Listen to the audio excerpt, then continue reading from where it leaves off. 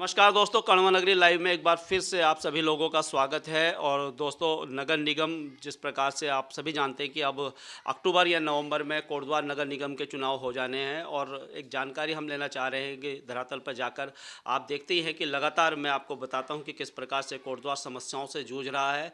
और जब चुनाव नज़दीक है नगर निगम के, तो पार्षदों से भी हमारा फ़र्ज बन जाता है कि उनसे भी बात करें कि किस प्रकार का कार्य वो कर रहे हैं और किस क्या समस्या उनके साथ आ रही है, और क्यों नगर निगम में इस प्रकार से जो है आज पूरा नगर निगम देख ही रहे हैं कि आप किस प्रकार की समस्याओं से जूझ रहा है। अगर सड़कों की हालत देख लीजिए, साफ़ सफाई की हालत देख लीजिए, आप जानवर किस प्रकार से पूरे हर गली मोहल्लों में घूमते हैं, वो आप सब देख सकते हैं। तो आज वार्ड नंबर के पार्षद परविंदर रावत जी हैं, जो कि उत्तराखंड राज्य आंदोलनकारी भी हैं। और सर जो है, बहुत अच्छी भूमिका उनके समाज में रहती है।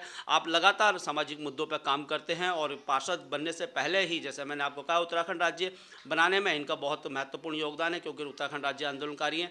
आइए सर से ही बात कर लेते हैं। सर, बहुत बहुत स्वागत है आपका हमारे साथ। धन्यवाद थापा जी। सर्वप्रथम तो आपको जो है इस होली के शुभ अवसर पर बहुत बहुत बधाई, और समस्त क्षेत्र की जनता को, कोटद्वार क्षेत्र की जनता को भी होली की बहुत बहुत शुभकामनाएं। सर, क्या कारण है, क्यों हालत हो गई है नगर निगम की? देखिए, नगर निगम जो है ये भारतीय जनता पार्टी की सरकार ने ज़बरदस्ती इस नगर निगम को हमारे कोटद्वार क्षेत्र की जनता पे थोपा है, जिसका भुगतान हम लोग कर रहे हैं और आने वाले समय में करेंगे। क्योंकि जब नगर निगम का गठन ये सरकार करने जा रही थी, तो क्षेत्र की जनता सहित हम लोग आंदोलन में थे। हम लोग इसका पुरजोर विरोध कर रहे थे कि नगर निगम नहीं बनना चाहिए, क्यों नगर निगम बनने से जो है काफ़ी नुकसान हुआ है, और आने वाले समय में नुकसानों का पता इस ग्रामीण क्षेत्र की जनता को चलेगा। क्योंकि पहले यहाँ पे भाबर क्षेत्र में जो है हम लोग पंचायतों में थे, ग्राम पंचायतें थी, तो प्रधानों में जो है अच्छा बजट ग्राम पंचायतों के लिए आता था, और प्रधान जो है निर्माण कार्य जो है अपनी मर्जी से जनता के इच्छा से कर लेते थे। आज हम लोग विवश हैं, हम जनता के प्रस्ताव को पूरा नहीं कर पा रहे हैं, जिसका कारण है कि बजट का ना होना। अच्छा सर, जैसा आपने अभी कहा बजट का ना होना, और बातें ये चल रही हैं, पूर्व में हर्ष सिंह रावत जी विधायक थे यहाँ पर, और अभी तो मैम रितु खंडूरी जी हैं। कहा यह जाता है कि मेयर साहिबा ये कहती हैं कि बजट नहीं मिलता है। वो बीजेपी के विधायक कहते हैं कि हमारे साथ ढंग से उनका जो है हमारे तालमेल नहीं बिठा रहे हैं। तो क्या सच्चाई है इसमें, क्योंकि आप निर्दलीय प्रत्याशी हैं, निर्दलीय पार्षद हैं आप, तो इस पर कितनी सच्चाई है, इसको कैसे देख रहे हैं सर आप? देखिए, मैं किसी पार्टी का पार्षद नहीं हूँ। मुझे जनता ने चुना और मैं निर्दलीय खड़ा हुआ था, और निर्दलीय ही मेरे को चुना है। और मैंने जो मेरा एजेंडा था, मैंने उसको पूरी कोशिश करी है। 95% तक मैंने उसमें काम किया है, और अभी कुछ काम रह गए हैं जो आने वाले समय में जो प्रस्तावित हैं वो भी शायद पूरे हो जाएंगे। लेकिन जो आपने बात करी है हमारी महापौर और क्षेत्र के प्रशासन, विधायक, इनका तालमेल न होना, ये हमारा दुर्भाग्य है। मैं जहाँ तक समझता हूँ कि जब हमारी वर्तमान विधायक जीत कर आई थी, तो महापौर ने उनको निमंत्रण दिया था, जिसका एक कार्यक्रम भी तय हुआ था नगर निगम में, और उस कार्यक्रम का संचालन की जिम्मेदारी महापौर ने मुझे दी थी कि आप उस कार्यक्रम को देखेंगे, हमारी विधायक आ रही हैं। लेकिन दुर्भाग्य है कि कार्यक्रम की पूरी तैयारी नगर निगम ने की, शाम 4 बजे तक पार्षद लोग भी वहाँ पहुँचे थे, लेकिन हमारी विधायिका उस कार्यक्रम की अनदेखी कर नहीं आई। उन्होंने कोई स्वास्थ्य खराब होने का कुछ ऐसा नगर निगम को ऐसी सूचना भेजी थी। लेकिन ठीक है, स्वास्थ्य भी खराब हो जाता है, लेकिन उसके बाद विधायक जी को तो आना चाहिए था ना, उनको आना चाहिए था। हम लोग पार्षद लोग वहाँ पे उनका स्वागत करते, अभिनंदन करते और अपनी बात को रखते। लेकिन आज तक विधायक जी जो है निगम के सभागार में नहीं पहुँची है, और हम पार्षद लोग अपनी बात को नहीं रख सके। और हम लोगों को विधायक जी ने एक निमंत्रण दिया था अपने निवास पर, और हम काफ़ी पार्षद उनके निवास पर गए थे, और उन्होंने यही कहा था कि भाई आप लोग राजनीति छोड़कर नगर निगम के हित में काम करें। तो हम लोगों ने कहा था बिल्कुल है, हमें तो सहयोग चाहिए, और उन्होंने कहा था कि हम आपको पूरा सहयोग करेंगे। तो हम पार्षद लोग अपने प्रस्ताव को लेके उन विधायक जी के पास, मैं समझता हूँ कि काफ़ी टाइम हो गया है, उन प्रस्ताव को लेकर गए थे अपने अपने क्षेत्र के, लेकिन आज तक उन प्रस्तावों पे कोई कार्य नहीं हुआ है। और जो उनके करीबी पार्षद हैं, जो पार्टी से जुड़े हुए लोग हैं, उनके प्रस्ताव पे काम हो रहा है। तो ये एक दुर्भाग्य है, या अन्याय है? ये अन्याय तो है ही, और हमारे साथ में जो है ये भेदभाव किया जा रहा है, ये गलत है। वर्तमान में जो है सभी पार्षद जो है इस बात को लेकर खेद व्यक्त कर रहे हैं कि ये विधायक जी ने उनके प्रस्ताव पे कोई कार्य नहीं किया आज तक। सर, अगर बात करें उत्तराखंड की वीर बालाओं की, तो तीलू रोतेली एक बहुत बड़ा नाम है, जो उत्तराखंड की झांसी की रानी कहा जाता है। तीलू रोतेली चौक कर दिया गया। और अभी तीलू रोतेली जो नागरिक मंच के लोग थे, उनसे मेरी मुलाकात हुई थी। उन्होंने कहा था कि हम यहाँ पर एक मूर्ति लगाएं, और मूर्ति लगाई भी। और मुझे ऐसा लगता है कि कोटद्वार में सबसे महंगी मूर्ति 8 लाख रुपए की लागत की वो मूर्ति वहाँ लगाई गई है। लेकिन जहाँ उसे लगना चाहिए था चौराहे पर, सर, वो एक साइड में लगा दी जाती है। इसके क्या कारण हो? क्योंकि बहुत सारे लोग कमेंट्स करके मुझसे ये सवाल पूछते हैं, क्या कारण होंगे इसमें? कौन जिम्मेदार है? नगर निगम जिम्मेदार है या विधायक जिम्मेदार है? क्योंकि रिस्पॉन्सिबिलिटी तो नगर निगम की बनती है सर इसमें। देखिए, जहाँ तक मुझे जानकारी है, ये मतलब बड़ा हर्ष का विषय है कि तीलू रोतेली जो हमारी वीर बाला थी उत्तराखंड की, इस और हमारे इस पौड़ी क्षेत्र की, खासकर मेरा अपना क्षेत्र है चौंदकोट। मैं भी चौंदकोट क्षेत्र का हूँ, पोखड़ा विकासखंड का निवासी हूँ। तो हमें बड़ा खुशी हुई कि तीलू रोतेली की जो है मूर्ति यहाँ पे स्थापना की। उन लोगों ने, जो समिति के लोग हैं, उन्होंने इतना खर्चा किया। इस मूर्ति को जो है लाल बत्ती चौराहे जो है बीच चौराहे में लगना था। और मैं समझता हूँ कि जहाँ तक मुझे जानकारी है कि वहाँ पे इसको लगाने के लिए भी कार्य शुरू हो गया था, शायद वहाँ पे गड्ढे वड्ढे भी खोदने शुरू हो गए थे। लेकिन ये मूर्ति राजनीति की भेंट चढ़ गई। क्यों? क्योंकि ये मैं महापौर जी का आभार व्यक्त करता हूँ और धन्यवाद देता हूँ, जिन्होंने इस मूर्ति को स्थापना के लिए जगह आवंटित की और इस मूर्ति को बनाने के लिए इस चौराहे को चुना। उनका मैं बहुत बहुत शुक्रगुजार हूँ कि जो उन्होंने इस मूर्ति को यहाँ पे लगवाने के लिए पुरजोर प्रयास किया और समिति को पूरा सहयोग दिया। हम पार्षदों को इसकी जानकारी नहीं थी कि ये मूर्ति का स्थापना कब होगा और कहाँ पे होगा। हमें उसी टाइम पता चला कि ये मूर्ति जो है चौराहे के किनारे में लगाई जा रही है। उस दिन भी हम लोगों ने कहा था कि ऐसा क्यों हो रहा है। तो जहाँ तक मुझे जानकारी मिली है, मैंने नगर निगम से कुछ कर्मचारियों से जानकारी ली, तो उन्होंने ये बताया कि राष्ट्रीय राजमार्ग विभाग द्वारा जो है इस पर आपत्ति दर्ज की गई और नगर निगम को नोटिस भेजा गया। लेकिन ऐसा क्यों, जब हमारे क्षेत्र में विधायक यहाँ पे मौजूद हैं और विधायक जी को चाहिए था कि उस मूर्ति को चौराहे पे लगवाना चाहिए था, तो उनका भी बहुत बड़ा योगदान रहता। लेकिन ऐसा नहीं हो पाया क्योंकि ये मूर्ति राजनीति की भेंट चढ़ी। और ये जो है हम लोगों के सहयोग से, नगर निगम के सहयोग से आखिर लगी है, मूर्ति किनारे पे लगी है। लेकिन मैं चाहता हूँ कि भविष्य में ये मूर्ति को जो है चौराहे पे लाना चाहिए।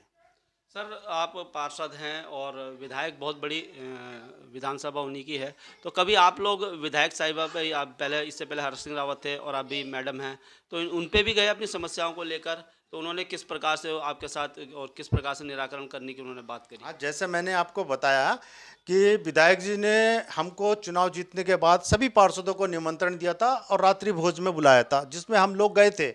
हमने उनका स्वागत भी किया था, सम्मान किया था, और विधायक जी ने भी हमारा जो है सम्मान किया।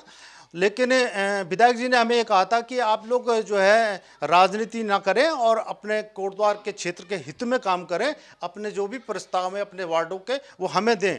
तो हम लोग उन प्रस्तावों को भी उनको दिया था। लेकिन आज बड़ा अफसोस का विषय है कि हमारे प्रस्तावों पे आज तक कोई काम नहीं हुआ, ना हमें उसकी कोई सूचना आई, कोई पत्र आया। मेरा क्षेत्र काशीरामपुर वार्ड नंबर 9, ये आपदाग्रस्त क्षेत्र है। जैसे कि आपको पता है कि यहाँ पे आपदाएं आती रहती हैं बरसात में। ये पनियाली नाले से लगा हुआ क्षेत्र है। मैं सुरक्षा दीवारें यहाँ पर टूटी हुई हैं, जिस कारण पानी जो है वार्ड में आ जाता है। तो मैंने एक प्रस्ताव उन विधायक जी को ये दिया था कि क्योंकि आप जानते हैं कि जो आपदा का काम है, बाढ़ सुरक्षा का काम है, ये नगर निगम नहीं करता है, ये विभाग ही करता है। तो हमने उनको दिया था, लेकिन उस पर भी कोई काम नहीं हुआ। मैं सिंचाई विभाग के बड़े जो अधिकारी हैं, अधिशासी अभियंता दुगड्डा, हम कुछ पार्षद वहाँ गए थे और उनसे भी मिला। उन्होंने भी कहा कि हमारे लिए कोई विधायक जी का कोई आदेश नहीं आया, ना कोई बजट इसके लिए है, तो हम इस काम को नहीं करा पाए। बड़ा इसका हमें अफसोस है और मैं कोशिश कर रहा हूँ, मैंने कुछ क्षेत्र में जब ये काम नहीं हुआ तो छोटे छोटे बजट से मैंने महापौर जी से आग्रह किया, तो महापौर जी ने थोड़ा बहुत बजट दिया और जो कुछ दीवारें हमने बनवाई हैं और हम आशा ही लगाए बैठे हैं कि ये काम हो जाएगा। तो सर क्या लगता है आपको, कोटद्वार जो है, जो इस बदहाल स्थिति में है, ये राजनीति की भेंट चढ़ रहा है बिल्कुल बिल्कुल राजनीति की भेंट चढ़ा है और इसमें सारे पार्षद भी राजनीति की भेंट चढ़े हैं। और जो है आने वाले समय में भी अगर ऐसा ही रहा तो ये कोटद्वार क्षेत्र जो है तरक्की की ओर नहीं जा पाएगा। जबकि कोटद्वार को नगर निगम न बना के कोटद्वार को जिला बनाना चाहिए था। और मैं समझता हूं कि माननीय विधायक जी के घोषणा पत्र में भी कोटद्वार जिले का जिक्र है। आप जैसे कि उनका घोषणा पत्र आप पढ़ सकते हैं, देख सकते हैं। तो जिले के संबंध में तो आज तक कोई कार्रवाई नहीं हुई। यहाँ पे केंद्रीय विद्यालय बनना था, केंद्रीय विद्यालय जस का तस है। और आप पुलों के हालत आप देख रहे हैं, दिन प्रतिदिन कई पुल ढह रहे हैं, खनन हो रहा है। खनन के कारण जो है पुलों की जड़ें हिल गई हैं और जगह जगह से यही समाचार मिल रहे हैं कि फलां जगह जो है पुल धंसने वाला है। तो ये बड़ा खेद का विषय है। इस पर कोई सरकार कोई काम कर रही है? सिर्फ मैं जो भी देखता हूँ सोशल मीडिया के माध्यम से, समाचार के माध्यम से, बस मुझे अधिकारियों की बैठकें नज़र आती हैं। अधिकारियों को आदेश ही दिया जाता है, लेकिन वो अधिकारी कैसे हैं जो काम नहीं करते हैं? कि आज तक ये देखिए नगर निगम बना था तो नगर निगम का यहाँ पे एक सीवर का भी सर्वे इन्होंने सरकार ने कराया था और नगर निगम को कहा था कि 200 करोड़ रुपए कोटद्वार क्षेत्र के लिए दिया जाएगा, लेकिन आज तक 2 रुपए नहीं मिले। तो दोस्तों, उत्तराखंड राज्य आंदोलनकारी और वार्ड नंबर 9 के पार्षद प्रविंदर रावत जी से हम चर्चा कर रहे हैं, बात कर रहे हैं। और बहुत उन्होंने अच्छी तरीके से सारी बातों को रखा है कि किस प्रकार से जो नगर निगम हमारा है वो राजनीति की भेंट लगातार चल रहा है। सर, जाते जाते एक सवाल और मैं आपसे करूंगा। आप उत्तराखंड राज्य आंदोलनकारी हैं और बहुत समय से सामाजिक क्षेत्र में कार्य कर रहे हैं, तो क्या प्रविंदर रावत इस बार मेयर चुनाव में मेयर पद के प्रत्याशी होंगे, और अगर होंगे तो किस पार्टी से होंगे? देखिए, मैं पार्टी की राजनीति में विश्वास नहीं करता हूं, क्योंकि मैं पूर्व में मैं पार्टी में रहा हूं। जैसे कि शायद आपको ज्ञात होगा, मैं भारतीय जनता पार्टी में भी 20-25 साल रहा हूं और उच्च पद पर रहा हूं। मैंने भारतीय जनता पार्टी से भी जो है इस्तीफा दे दिया था और मैं एक आम नागरिक की तरह आम जनता के लिए संघर्ष करने वाला व्यक्ति हूं। मैं शुरू से ही हम राज्य आंदोलन में हमने संघर्ष किया, हम जेल भी गए और क्षेत्र की जनता के लिए मैं चाहता हूं काम करना। तो पार्टी बड़ा महत्व नहीं रखती, काम और व्यक्ति महत्व रखता है। और जो क्षेत्र की जनता जैसा आदेश करेगी, जो मेरे चाहने वाले और यहाँ की जो जनता है जैसा आदेश करेगी, हम उस आदेश का पालन करेंगे। मुझे तो मैं चुनाव नहीं जीता, मुझे जनता ने चुनाव जीता है और जनता जो है सब सर्वोपरि होती है। और ऐसा कोई मेरा विचार नहीं है कि मैं महापौर या ऐसा बनने वाले, क्योंकि देखिए कोटद्वार में महापौर कोई भी बने, किसी भी पार्टी का बने, लेकिन जब तक ये नगर निगम को सरकार ढंग से बजट नहीं देगी और तब तक कुछ होने वाला नहीं है। और आने वाले समय में अभी तो जो ग्रामीण क्षेत्र का जो है टैक्स सरकार ने माफ़ किया हुआ है। मैं समझता हूँ कि बीच में तो लागू कर दिया था, जिसका हम लोगों ने पार्षदों ने विरोध किया था, जिस कारण से वो स्थगित हो गया। आने वाले समय पे ग्रामीण क्षेत्र पे हाउस टैक्स तो लगेगा ही लगेगा, संपत्ति कर अलग है वो अलग लगेगा, कूड़ा निस्तारण जो हम कर रहे हैं कूड़े का टैक्स अलग लगेगा। और बड़ी जो है विपदाएं आने वाली हैं लोगों पे। जो गरीब लोग हैं, जो इन टैक्सों को नहीं भर सकते, जो दिन भर मजदूरी करते हैं, बिल्कुल वो आने वाले समय पे मैं समझता हूँ कि गरीब लोग कैसे टैक्स भरेंगे। क्योंकि देखिए सभी के यहाँ पे मकान हैं, सब पहले किसान लोग थे, यहाँ पे ज़मीनें खेतीबाड़ी करते थे और सबके अपने मकान हैं, रजिस्ट्रियाँ हैं और अच्छी खासी भूमिधर हैं यहाँ पे। तो आने वाले समय पे सब पे मार पड़ने वाली है इस नगर निगम की। और अगर इस सरकार ने अभी भी जो है इस क्षेत्र के लिए कुछ नहीं किया, हमने तो अपने प्रयास से, मेरे वार्ड में आप जाएंगे तो शुरू से आखिरी तक देखिए, लाइट के लिए प्रत्येक वार्डों में लड़ाई होती है। मेरे वार्ड में जो है हर गली में रोशन है, मेरी तरफ से जितना प्रयास होता है। और आने वाले समय में जहाँ पर विद्युत व्यवस्था नहीं है, कुछ जगह में जो है विद्युत पोल नहीं है, तो हमें भी दिक्कत आ रही है। और वार्ड में सड़कों का निर्माण, सड़कों का जितना मेरे से हो सकता था, महापौर ने मेरे को पूरा सहयोग किया और काफ़ी मोहल्लों की सड़कें हमने बना दी हैं और अभी कुछ टेंडर हमारे प्रस्तावित हैं जो अभी हुए, हाल ही में हुए, और कुछ मोहल्लों की सड़कें बनने वाली हैं। पेयजल के लिए भी मैंने, जहाँ जिन मोहल्लों में पेयजल की सुविधा नहीं है, मैंने विभाग को प्रस्ताव दिया, वो प्रस्ताव पास हो चुका है। वो अगले महीने से शायद पेयजल लाइन भी यहाँ पे पड़ने वाली है। कुछ विद्युत पोलों की मांग भी हमने की है। ये हमारे वार्ड में हाई टेंशन लाइन जा रही है। हाई टेंशन लाइन के लिए भी हमने जो है शासन को लिखा हुआ है, और माननीय विधायक जी चाहेंगी तो कोटद्वार क्षेत्र से ये जो है हाई टेंशन लाइन भी जल्दी हट जाएगी। इसमें विधायक जी का सहयोग होना बहुत ज़रूरी है, और विधायक जी, हम चाहते हैं विधायक जी से मिलकर काम करना, ऐसा नहीं है, हमारा कोई मतभेद नहीं है। एक बार और मिल लीजिए आप। देखिए, हम मिलते हैं, हम 2 बार चले गए विधायक जी के पास, ऐसा नहीं है, और लेकिन मिलने की इच्छा इसलिए नहीं होती कि जब हमारे पिछले प्रस्ताव पर ही काम नहीं हुआ है रिस्पॉन्स आपको अच्छा नहीं मिला तो हमें ना तो हमें जवाब आया कि आपके पत्र का क्या हुआ, कि आप कहाँ तक पहुँचा। नहीं, मैं अभी माननीय जो सतपाल महाराज जी हैं, पर्यटन मंत्री हैं, मैं महाराज जी को मिला। महाराज जी मेरे क्षेत्र के हैं, चौपट्टा खाल विधानसभा क्षेत्र, जहाँ हमारा पूर्व में हमारा ग्रामीण गांव है, वहाँ के हैं। तो महाराज जी से मैं व्यक्तिगत पहले से जानता भी हूँ। तो महाराज जी ने मुझे अच्छा रिस्पांस दिया, जवाब भी आया है, और उन्होंने अपनी विभाग की टीम भी मेरे वार्ड में भेजी है, और उसका एस्टीमेट बनाने के लिए सड़कों का उन्होंने दिया है। तो दोस्तों, आपने सुना कि किस प्रकार से नगर निगम कोटद्वार में काम जो स्थिति इस समय है वो क्यों ऐसी स्थिति है, क्यों नहीं काम हो पा रहे हैं। विधायक और मेयर का तालमेल नहीं है। विधायक उस प्रकार से, विधायक एक बहुत बड़ी चीज़ होती है पूरी विधानसभा में, और वो अगर बजट अच्छे से दे तो क्यों नहीं इस पूरे कोटद्वार में जो नगर निगम है ये बहुत अच्छा से बन जाए, साफ़ सुथरा नगर निगम हो, जो फैसिलिटीज़ हैं लोगों को और सारी प्रोवाइड हो, और नित नए टैक्स जो लगा रही है।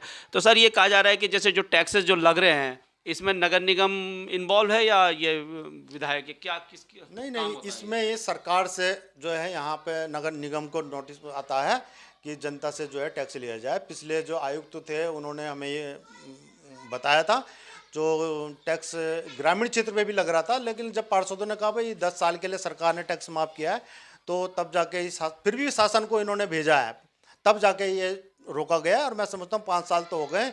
अब आने वाले समय में नई कार्यकारिणी जो बन के आएगी नगर निगम में, तो ये लागू हो जाएगा, मुझे ऐसा लगता है।